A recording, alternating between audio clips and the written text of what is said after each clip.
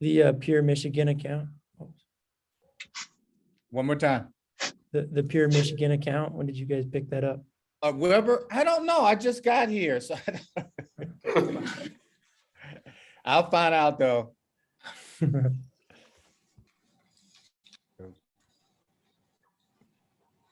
All right, everybody, let's go ahead and get started. Thank you for coming out today and welcome. Really excited to hear what Lewis has to tell us. We have a couple of things to cover real quick and then we will jump into it. So I want to kick things off by saying thank you to our AAF partners who help us put on all of the awesome events like these throughout the year. I also want to share some different job openings with you all. At Eastman, we have several positions available: Global Corporate Brand Director, Senior AEM Marketing Team Analyst, Strategic Marketing Manager, Marketing Communications Project Manager, and Senior Corporate Communications Representative. Through my scrolling and looking through LinkedIn, it looks like JBC Team also has an Art Director position open. And Deloitte's Green Dot Agency has a senior copywriter and a UX UI designer position open. As always, if you know of any positions or job openings, please email them to info@aafnetn.com or send them to us on Facebook at AAF Northeast Tennessee. I also want to share a little bit about our public service initiative for May. We are partnered with the Bridge Home, which is a no-kill shelter with a mission to rescue homeless animals and owner-released cats and dogs. They give these animals a place to live with compassion, dignity, and hope as they work to find each animal a new loving home. Here you can see some of their different needs currently, but please visit their website to find out more about how you can help. And now for our speaker. So let me tell you a little bit about Lewis. Recognized as one of Adweek's 2018 Creative 100 and this year's Ad Club of New York's Icons, Rock Stars and Innovators Series, Lewis Williams is a passionate, award-winning creative leader and storyteller with extensive experience in total and multicultural marketing. After spending much of his successful career at iconic agencies Leo Burnett and Burrell Communications, he is now EVP Head of Brand Impact at legendary PR agency Weber Shandwick. Partnering across client experience, creative, and strategy teams, he helps drive deeper impact and cultural relevance for the agency and its partners. Lewis mentors BIPOC students for the One Club for Creativity, One School, and is very active on the speaker circuit where he shares his perspectives and experiences on diversity in the marketing and communications industry. He also has had the honor of serving on the jury of prestigious creative award shows as Cannes Lions, the International Annie Awards, the One Show, Effie's, the Clios, and Communication Arts Advertising Competition. He is a distinguished alumnus of the Kent State School of Design. We established the Lewis and Donna Williams Scholarship Fund. The funds are dedicated to those students in need of financial assistance. With so many amazing accolades, I am excited to hear what Lewis has to say. Please join me in welcoming him for today's program, Through the Black Door, the Influence of the African American Experience on Creativity. Oh, well, thank you for that warm welcome, and hello, AAF of Northeast Tennessee.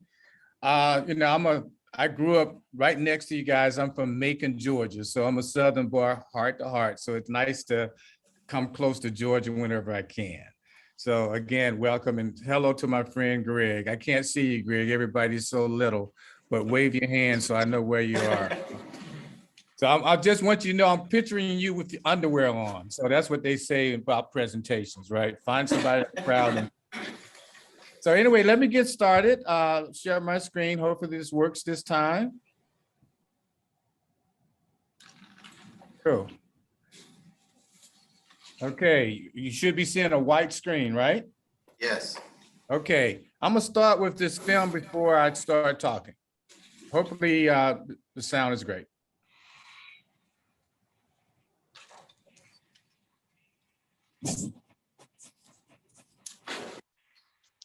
There's no sound. No sound. No sound. No sound? Here it is. There you go.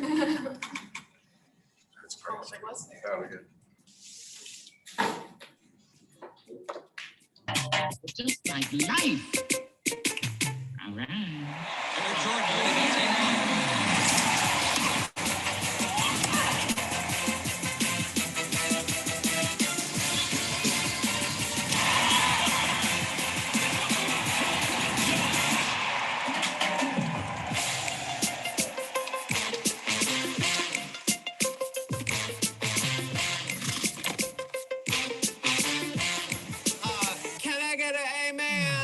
welcome to the very first National Oprah Winfrey Show!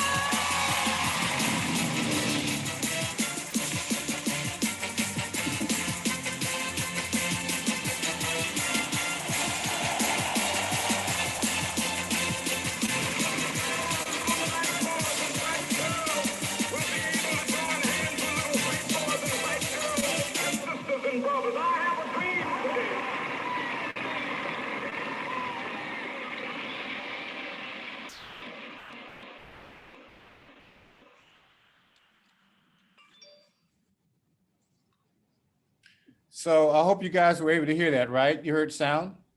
Yes. Okay, great. I didn't do that commercial, but what I really love about what you just saw, when you saw all those African Americans and you can see the contributions that they have made to the world. So it's pretty darn impressive. So hats off to Google for doing such a thing.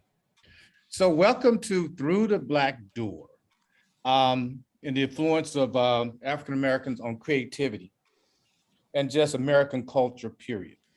I call it Through the Black Door, but it's really about a different perspective. I call it Through the Black Door because that's the perspective that I use, but your door could be the LGBTQ door. You know, your door could be whatever door that you feel as though that's underrepresented. Because when you come in through a different door, it just gives you a fresh perspective on creativity. So even though I'm focusing on the African American's perspective, understand you can go through your own unique door that you would like to represent. Now, when I talk about influence of the Black culture, you know, a few years ago, there was a great movie came out called The Black Panther. I don't know how many people got the opportunity to see it, but it was a wonderful story and it did extremely well. What was interesting, it was created in 1966, but it didn't, you know, Marvel didn't actually use this character alone until the 2000s. You know, and what's interesting is that when they chose to go through the Black door creatively, they end up with almost over $1 billion movie, right? So when you think about, you know, whoever this artist was that came up with this great idea of this African tribe that had, you know, connections to aliens, you know, what a wonderful story. But Marvel was afraid to go through the Black door and put that character front and center. When they finally came around and stopped walking past that Black door they had and decided to enter that Black door, they got an extremely successful movie. And so successful, Marvel, Black Panther 2 is soon going to be coming out soon. Now, when you talk about influence, it just doesn't really happen in America. You know, a few years ago, we had a royal wedding, and you had a royal wedding like no other. And that's because of Meghan brought the Black door, and she made the royal family go through that Black door. And this is what happened. Normally, I remember my wife, when Princess died married, she got up like 2 in the morning or something to watch it. So it really is a world event. But you've never seen one like this before because of the Black influence. Meghan represented well. First of all, bottom left, there's Bishop Curry. He's a Chicago reverend here in Chicago, and he gave a fire speech. You know, it's a fiery speech like you never heard before, because we know the Brits, and I don't know if we have any Brits in the room, sort of stiff upper lip, you know, very she, but he brought a Black Baptist church, you know, sermon in there. To the top right, that was a cellist. And come to find out about this particular cellist, his entire family are musicians, you know what I mean? And so it's like, wow, the symphony musicians, not just, you know, playing the drums, whatever. But Meghan brought that Black door there. Then we had the Kingdom Choir. Oh God, oh man. Their rendition of when the songs they sung had so much soul. So all of a sudden you had a royal wedding that was unlike anything you've seen before. Why? Because they went through that Black door. Anybody saw the movie, not the movie, the play Hamilton? Yes. Fantastic.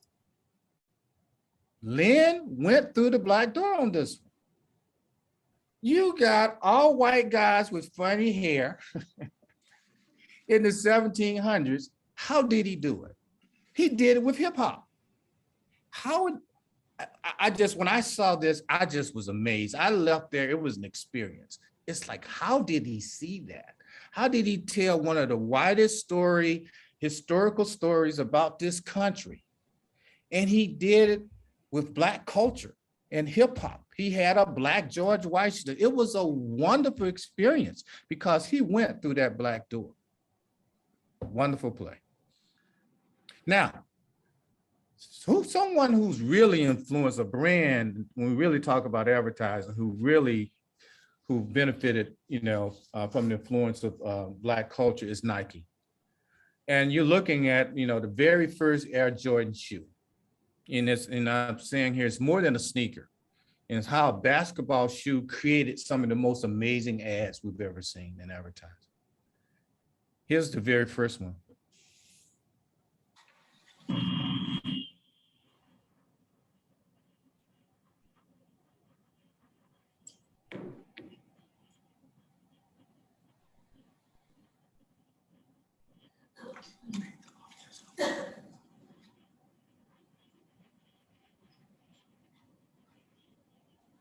Says a man was not meant to fly.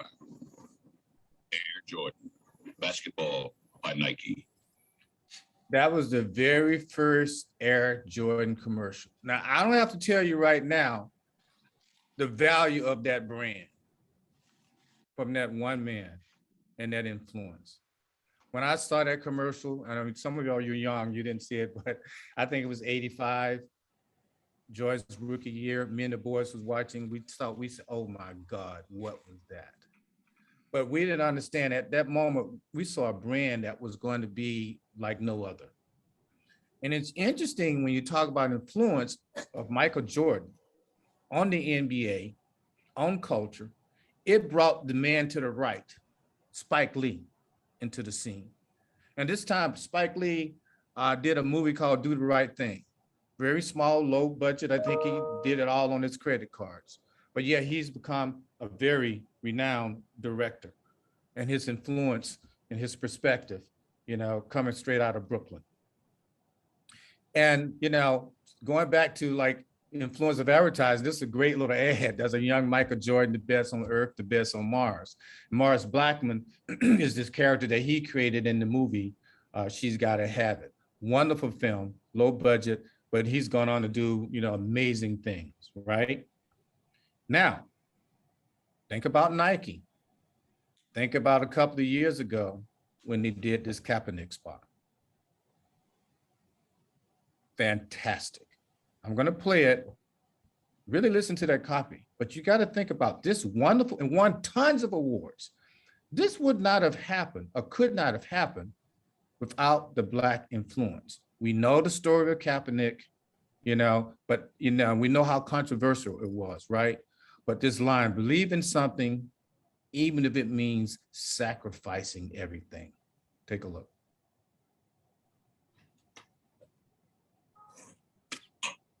If people say your dreams are crazy, if they laugh at what you think you can do, good. Stay that way. Because what non-believers fail to understand is that calling a dream crazy is not an insult. It's a compliment. Don't try to be the fastest runner in your school or the fastest in the world. Be the fastest ever. Don't picture yourself wearing OBJ's jersey. Picture OBJ wearing yours. Don't settle for homecoming queen or linebacker. Do both. Lose 120 pounds and become an Ironman after beating a brain tumor. Don't believe you have to be like anybody to be somebody. If you're born a refugee, don't let it stop you from playing soccer for the national team at age 16. Don't become the best basketball player on the planet. Be bigger than basketball. Believe in something, even if it means sacrificing everything. When they talk about the greatest team in the history of the sport, make sure it's your team. If you have only one hand, don't just watch football, play it at the highest level. And if you're a girl from Compton, don't just become a tennis player. Become the greatest athlete ever. Yeah, that's more like it. So don't ask if your dreams are crazy. Ask if they're crazy enough.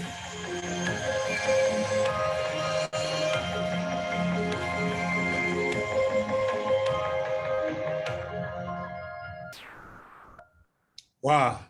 Every time I see that piece, it's fantastic. But just go back. Without Black influence, wouldn't have happened. You go back to brand Nike, Air Jordan, all of that wouldn't have happened. You go back to Hamilton, wouldn't have happened without people having the courage and having the respect, creative-wise, to go in through the Black door. Hip hop. Hip hop. Do I need to say any more? It's almost, you know, I love this description of hip hop here. It said, hip hop is more than a music genre. It's a culture that has shaped America since the 1980s. Its influence has spread across the United States and the globe, impacting lifestyles, politics, and media, right? You got to think about that for a second. And it's still impacting things today.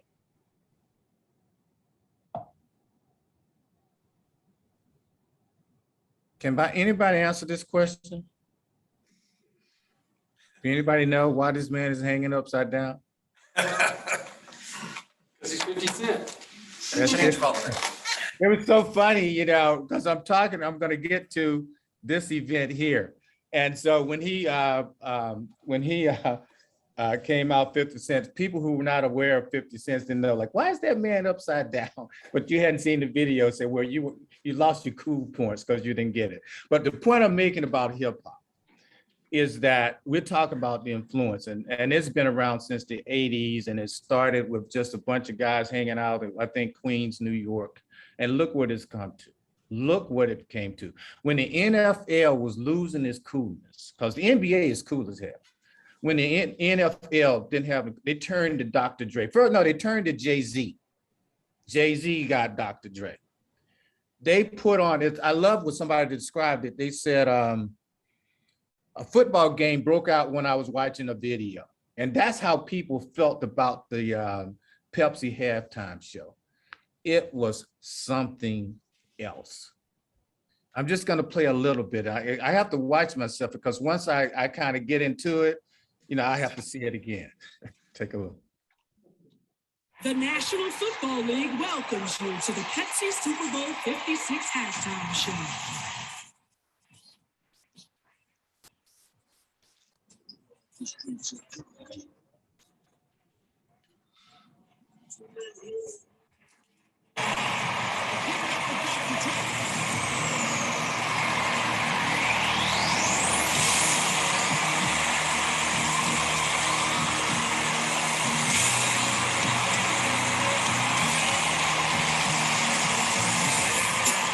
It's the one and only people that can change the dog.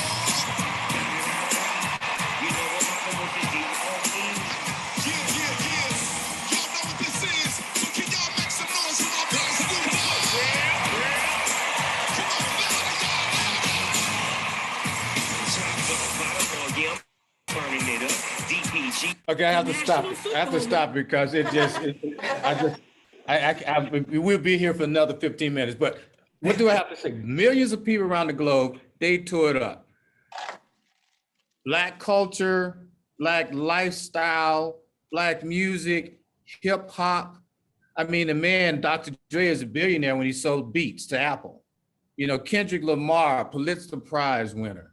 Mary J. Blige, a symbol for Black women. Eminem, a white boy out of Detroit.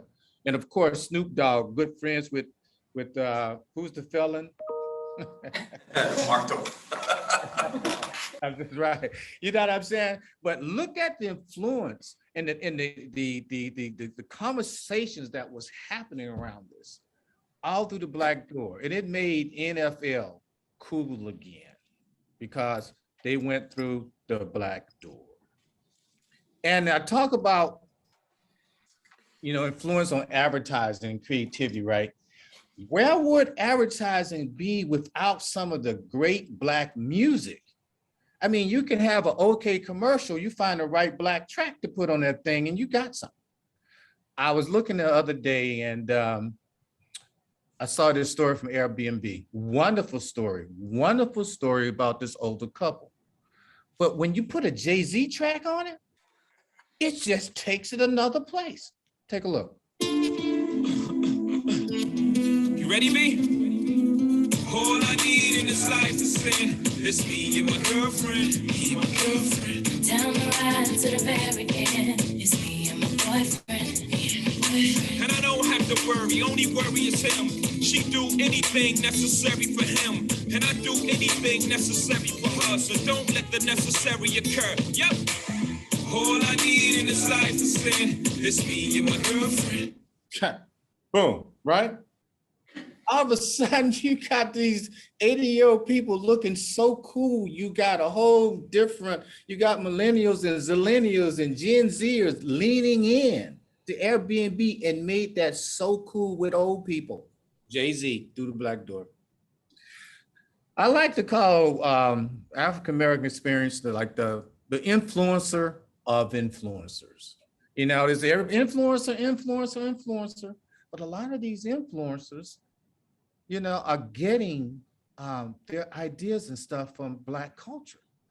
And, Black people have always been social media people. We had this thing in the neighborhood when I was growing up called heard it through the grapevine, because Black culture has always been about oral history, because in slavery time, when you weren't able to learn to read and write, you had to be oral, right? So when these platforms came about, it just was a natural for Black people to get on. It just ability to show creativity and language, and it just, the socialization of it just perfect. So a lot of stuff, we know this man here, $44 billion or something like that he bought Twitter? Jesus Christ. But, interesting, right? But what about Black Twitter? I don't know how many people know show of hands, who everybody heard of Black Twitter? Okay, a few people, right. So it's interesting about Black Twitter. There's a description. Black Twitter is an internet community largely consisting of African-American users on the social media network Twitter, but focuses on issues of interest to the Black community in the United States. So the thing about Black Twitter is that it's not really a thing, but it is a thing. It's you can't go to blacktwitter.com. Black Twitter exists from users who get behind a particular force, a subject. So Elon, did he buy Black Twitter? We're going to see what Black Twitter, because you can't shut Black Twitter down. It's going to be interesting to see when he comes on board and what he does and how Black Twitter is going to play with Mr. Musk and, and the $40 billion and the $44 billion, attitude to see what he's going to do. But I'm quite sure Black Twitter is going to be evolved, because Black Twitter is very, very creative. And if you all haven't, you remember a couple of years ago when Popeyes had the sandwich and everybody was like beating each other up to get one? No, you don't remember that? Okay. But it was huge.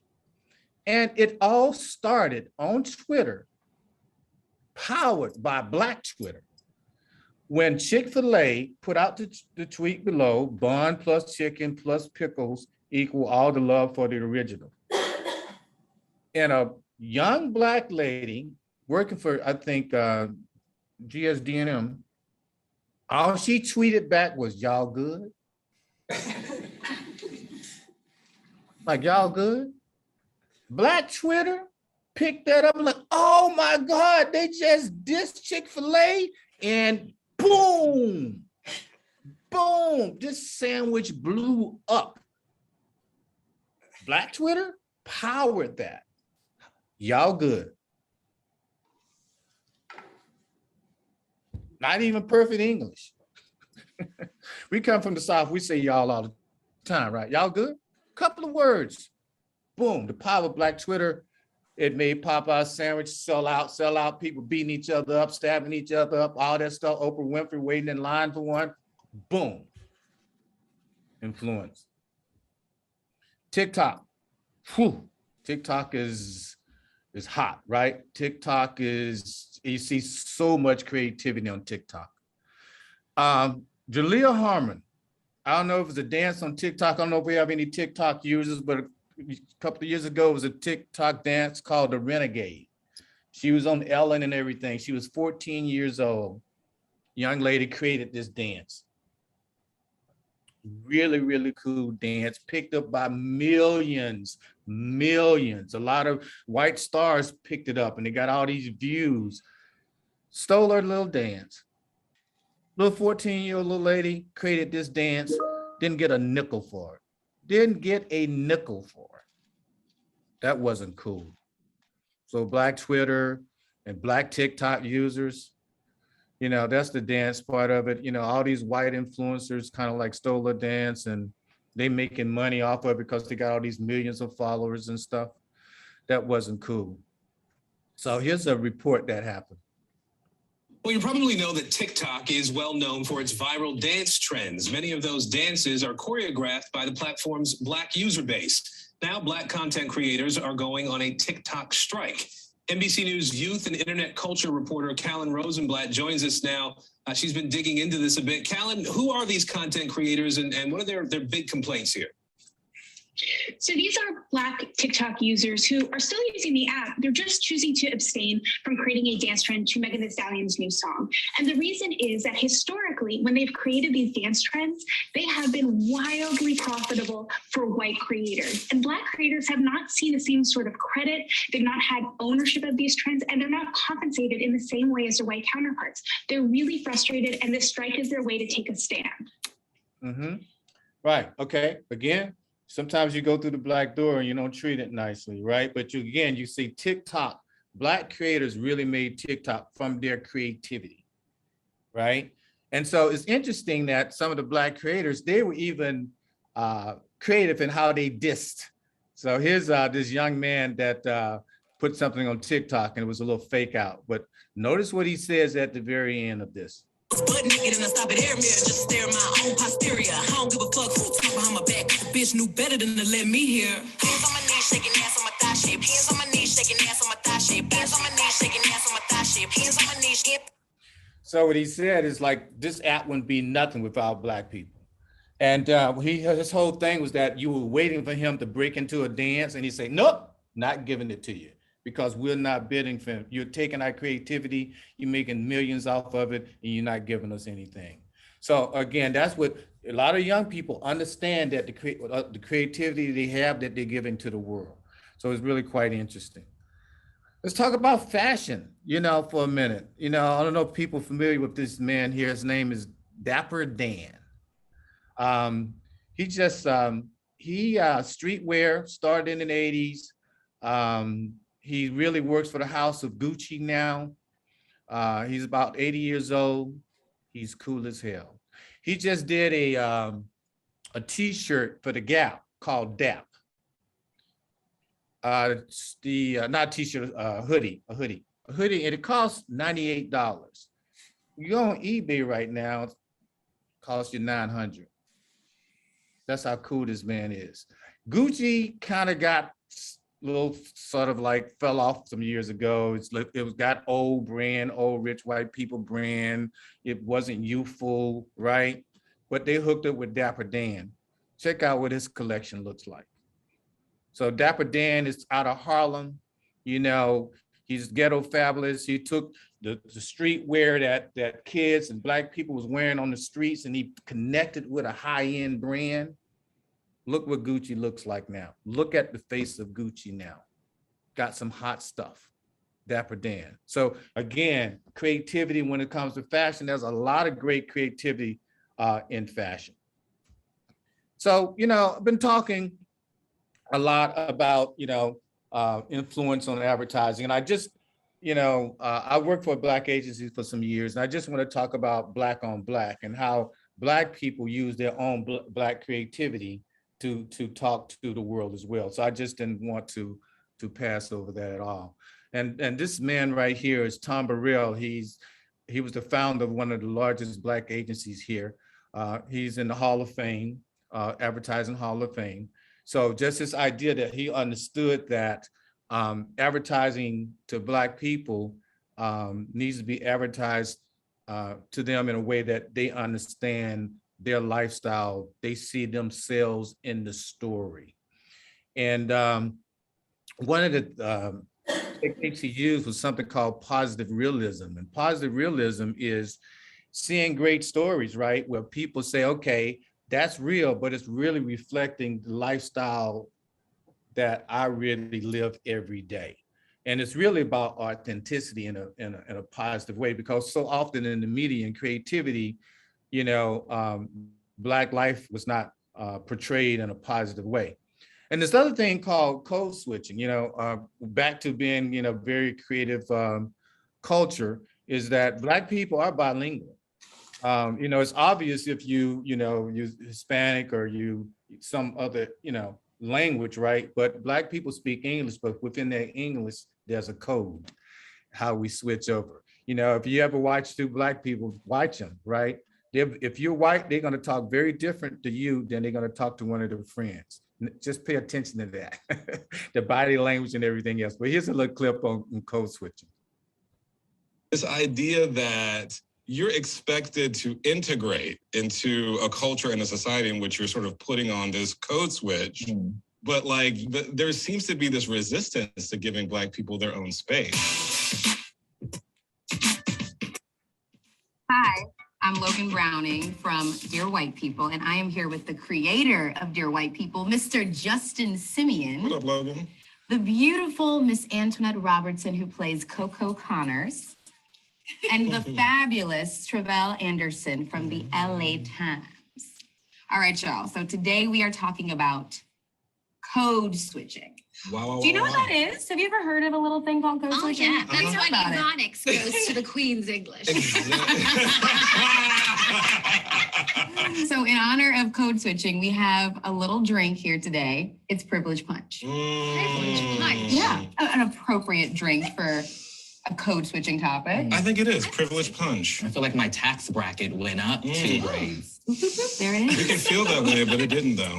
I mean, is it something that you guys feel you have to do in your everyday life, code switching? The thing about code switching is that I feel like Black people have to do it all the time. Yeah. And especially if you're something else plus Black, which of course we all are because we're human, I'm a Black homosexual. Sometimes, like when I go and get my hair cut in certain parts of the world, okay, I gotta butch it up.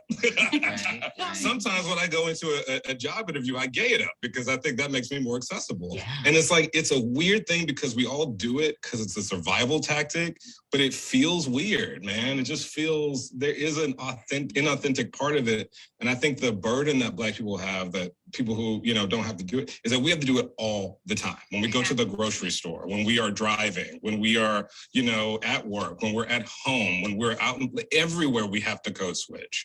And it is exhausting. As Black folks in particular, right, we've been raised in a society where we have to exist in multiple spaces at once. And so for us, it is all part of us, when you put on that voice, when the bill collector calls, right? It's, hello, how are ya? Yeah. So nice to meet you. I don't know why my credit card isn't working. I thought I paid that. Oh my God, my apologies. Yeah, code switching. I remember one time I was working my very first job in California, and I was the only Black person there, right? So I was walking down the street with some of my white counterparts, and I ran into some of my boys. And I was like, hey man, what's up? We dapping each other up. And they left, see you later. And then my white coworker said, wow, Louis, we've never seen that before. I like, so what? I said, you were so different.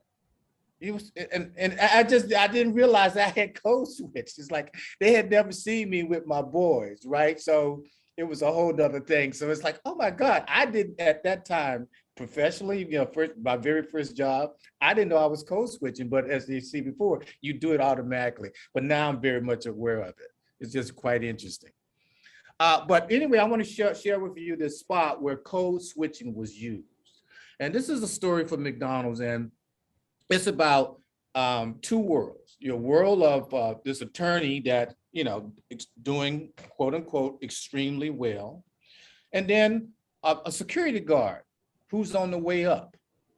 But what happens is that the person, the lawyer, wants to make sure that the security guard understands that I know who you are, and I'm going to give you sort of like a little advice on what it takes to get there, and I want you to know one thing in the storyline, as you see, is that, hey, you know what? It's not always easy, but it's interesting to see how you take code switching, you can actually put it in a spot. Take a look.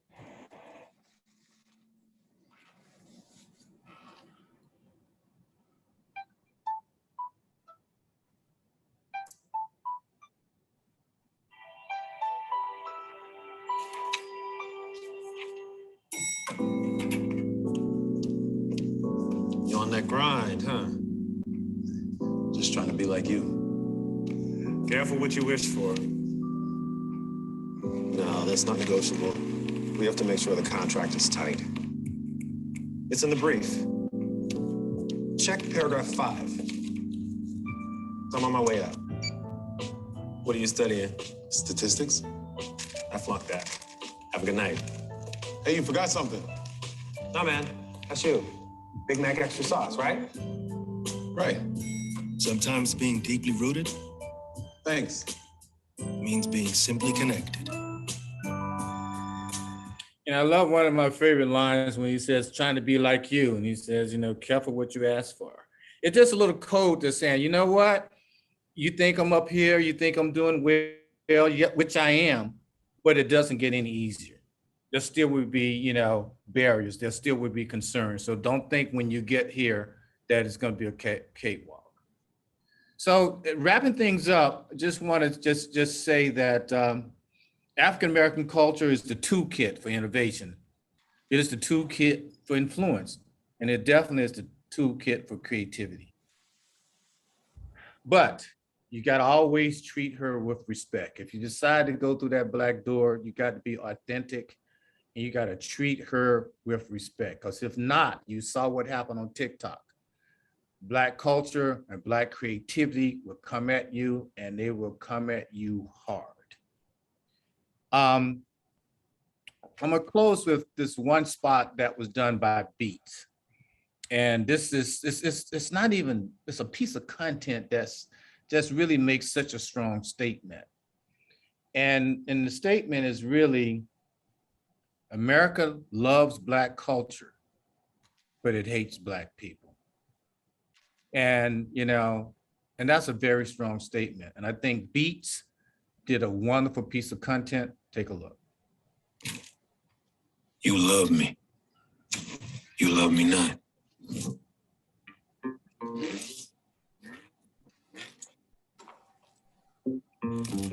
You love Black culture, but do you love me? You love how I sound, my voice, these beats, this flow. Not me though, right? You love how I look, my hair, this skin, but me, nah. We don't get to exist. We're forced to survive. We still fight. We still play while the world burns on fields that ain't even level. All men are created equal. That's my favorite part. You hate us so deeply, but you're still so impressed. Why can't you see? There's history in our skin. You built this country on our backs. I'm him, he's me, she, us, we are all Black. I wanna live right. I got the power. Power to walk right love me or not, we love each other deeply.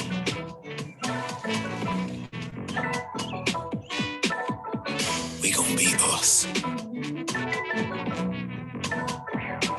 We gonna break bread. We gonna defy gravity.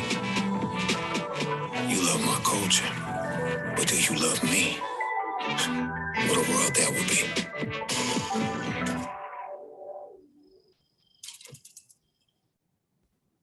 The black door is always open. Feel free to come in. You can win some awards if you do it the right way. Thank you. Peace out. Yeah. Cool. So if you any questions or comments or concerns, or I'm here.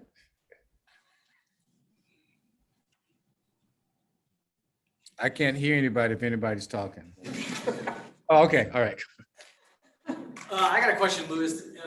As you've seen, like a lot of agencies kind of like own themselves in the last few years, or brands as well, like with the Pepsi commercial or the Gucci stuff, or just like all the different ones. And there's been so much conversation about like, how did this work make it out of the room? There were obviously no Black people or fill in the blank represented in this conversation.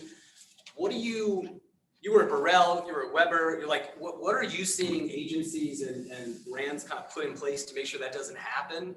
Especially when sometimes the people in those rooms aren't representative of the consumer you're trying to reach and all that. You know, it's like, I wish all the rooms that we were in as brands and agencies were as diverse as some of them are, but they aren't. And so in the meantime, is there anything you've seen or any advice you would have for how to navigate that situation, how to pull in voices that aren't necessarily at your organization to get gut checks? Well, you know, that's one of the reasons why I shared this presentation with you all. It's like, you all don't need to know how to make another great ad. You know how to do that. I mean, I can just tell how creative you are in that room. You don't need somebody to tell you how to win a can line. You all know how to do that.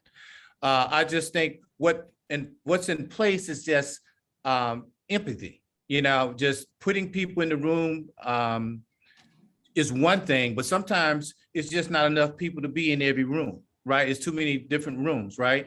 So putting yourself and having empathy in another culture's position, right? And being sensitive to that, to step back from the table and say, okay, my point of view might be quote unquote limited, or from just simply my point of view. I grew up in Tennessee. We talked to somebody that grew up in Oakland. You know what I mean? So the information is there if you just take the time to research it, right? So it's one of the, there's a strategist that was working at Burrell. And if I started a company right now, and if I wanted to focus on Black people, he would be the first person I would tap. Now, what's interesting about this person, he's a gay white male from Canada. You know what I'm saying? But why is he so good? Because he's a cultural anthropologist, and that's what we need to be. What we're talking about is culture, and that's what I love about advertising. It made me, I got to the point like we just want to make an ad great, funny, all that kind of stuff, but you realize that you're really connecting to people and their emotions and their life experiences. That's who we are. All of the great work that you have done had to connect to somebody for some particular reason. So the things, you know, because I'm Black, but I know everything. I don't even know everything about all Black people. You know what I mean? I'm a over 60, don't tell nobody, over 60-year-old Black person. That's a 22-year-old Black millennial on the south side of Chicago I can't relate to. So if I'm gonna do an ad that's related to that person, I got to do my research. So it's really at the end when I was saying you got to respect her. So, right, so don't be fearful. Say, wow, this is an opportunity to learn about a culture I haven't been exposed to. If you do that, you'll see a lot more creative doors begin to open. You will grow as a person yourself.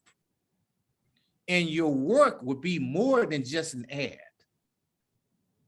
You know what I mean? So just it's no doors. There's nobody keeping anybody from doing anything.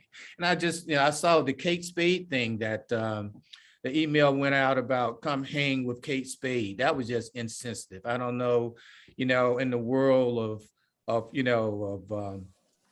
mental illness and stuff like that, for whoever that individual to just stoop that low and thought that would be funny or either clickable or whatever. That attitude goes to culture and race and everything else. You just want to be sensitive and understand that your opinion is your opinion and someone else has another one, and respect that. Thank you. Hey, Louis, I got a question about code switching. Okay. What up, man? So with code switching, and let's say that you're a creative leader, Mm-hmm. and you have employees that do have to code switch or feel like they have to code switch, how do you work and navigate around that so that they don't feel the need? I mean, are you blatantly telling them like, stop code switching? I mean, you got to be yourself when you walk through the door. Yeah. So how do you encourage that?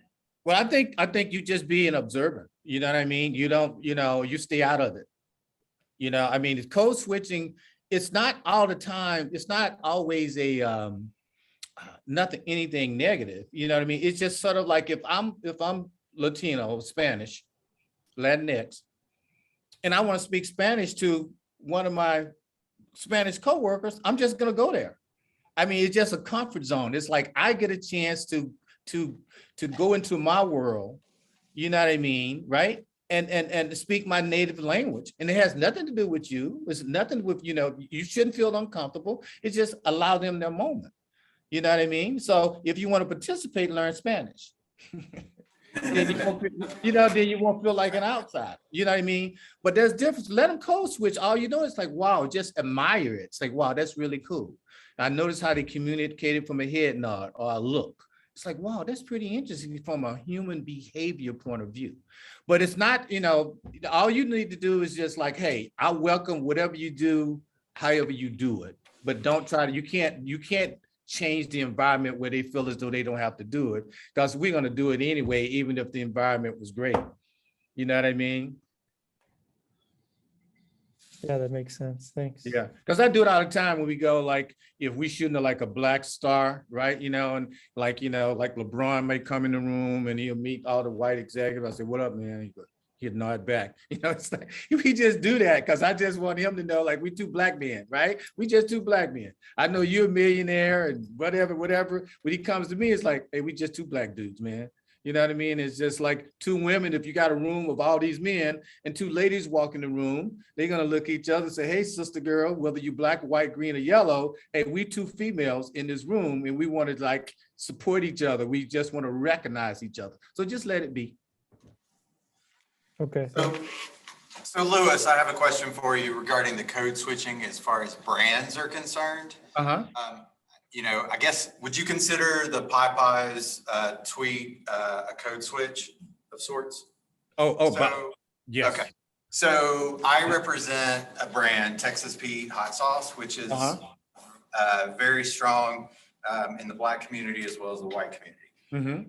As the brand that's owned by a whole bunch of white people, how can they, as a brand, have a voice to the code switch, so to speak, with it and keeping it authentic as it is coming from a bunch of white people in North Carolina?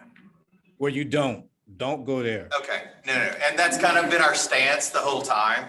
Okay. Yeah, don't go there. And what you should do is watch, how is your community talking about it? How is the Black community talking about it, right? Yeah. Because if you say the wrong thing, they go like, oh, okay, we can say that. It's sort of like your family, right? I can talk about my family, I can do that. But if somebody else using, calling my little brother Pepperhead, I call him Pepperhead, but you can't call him. So you just don't want to get too familiar, you know what I mean? But you just let them be, let them do it and talk about it their way, and you be authentic to who you are and let them play off of that. Yeah. Okay. That kind of supports the way we've gone about it, but I just wanted to run.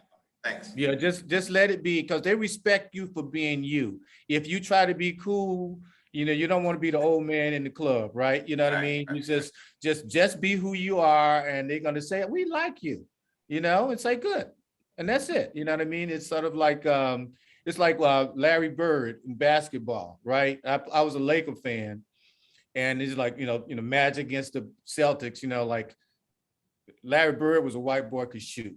You know what I mean? Larry Bird didn't try to dunk. Larry Bird didn't try to do anything. Larry Bird was Larry Bird. But all the brothers respected Larry Bird because his game was his game, and he was great.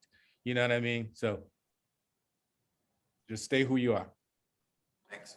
And Lewis, I have a follow-up kind of commentary on that. I think I'd like to hear you talk about how the authenticity of brands really plays in when they are trying to go through the Black door, and how younger generations like Gen Z and Zillennials really take into account when an appeal is made to the Black community from a company that might have previous actions that don't align with supporting rights, equality rights, or other rights for marginalized communities, and kind of like the importance of making sure that your brand mission and values align with your PR and advertising efforts. Okay, I lost the question in that one now. Back up a little bit, help me out. Just how important is that authenticity between brand values and your marketing efforts? Yeah, authenticity is key. Authenticity is key.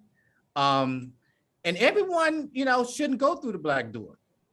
You know what I mean? It's like, I was just, making an example of like how, the Black door has been used, or even sometimes you go to the Black door, you don't even know you used it. It's sort of like some words in Spanish have become, if I go adios, nobody wants to say, Louis just spoke Spanish. You know what I mean? You know what I mean? Things like that. But it's very important for brands to be real to themselves, to be authentic.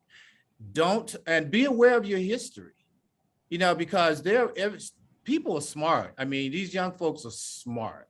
So you got to pressure test yourself, ask yourself as a brand before you say anything, to make sure that you can back it up, or you're not going to be contradictory, or, you know what I mean? Or because they're going to call it out on you. They're just waiting. That's what Black Twitter does. They just wait for you they want to ambush you, right? So if you step out there, just make sure that your house is in order, you know what I mean? Before you make any statement or try to go there. I mean, that goes across everything, everybody, because the statement we're talking about is just not for like Black culture. It's just being sensitive to consumers these days anyway. It was like Audi one time ran a spot on the Super Bowl about women, and they come to find out there was no women on their board of directors. You know what I mean? It's like, why are you talking about this equal pay for women, and you don't have any women on your board of directors? You know what I mean? So companies really need to look at themselves and analyze themselves and say, do we have the right to put that message out there? And if you don't. I hope that helped. I'm not quite sure. Cool. Okay, Tennessee. Is there mountains back there? Yeah. Oh, good. Okay, great. We had brought it just for you. Thank you. Yeah, we'll have to get you to come down here and see them. Yeah, I wanted to come down, but I couldn't get there and back in one day. So that was welcome to our world. I was like, Greg, where are you, man? It's like, well, listen, I hope again that it just open your eyes to some things. But again, it's more, it's not a Black thing, really. It's a life thing. LGBTQ, disabilities. You know what I mean? I'm from the South. People made fun of me from being from the South. You know what I mean? So it just breaks down in so many ways. But again, just look at ourselves as cultural anthropologists, really, and just expand beyond this advertising. And it allows you to just come up with fresher ideas. If everybody is fishing from the same creative pond, right, then everybody's going to come up with the same creative ideas. But if you go to different cultures with respect and you take a lesson from that, because the movie Moonlight, was about Black African-American men, gay men. And I've never seen a story told, a LGBTQ story told from perspective of a Black male. You know what I mean? And it just made a different kind of movie. And it opened your eyes to different things. So it's like, wow, go and tell that untold story, because so many stories are untapped, or they come in from a different door and a different angle that'll make your story different. And then as you want to break through creatively, people look at it and go, wow, that's a fresh story. I haven't seen it told exactly that way before, right? I haven't used that kind of music, unexpected. Yeah, I put Jay-Z with 2 80-year-old Italian people and call it Vacation because of Beyonce. Wow, that all of a sudden, it just sort of made that spot, made it different because people just open their minds for a combination that might work together, bring a little fresh attitude to our work, if that makes sense. Cool. Okay, well, I have to go to a client meeting. Greg, thanks for reaching out, and, AAF of Eastern Tennessee, thank you for inviting me. And I'm going to make a donation to the animal shelter because my son has a cat we brought in, Samantha, we call her, and so she's great. So I'm going to make a donation on her behalf. So you will. Okay. Well, thank you very much, everyone. And I'll see you next time. Thank you so much. Okay. Thank you. All right. Bye-bye. Bye, Theo. Bye. See you, man. Bye-bye.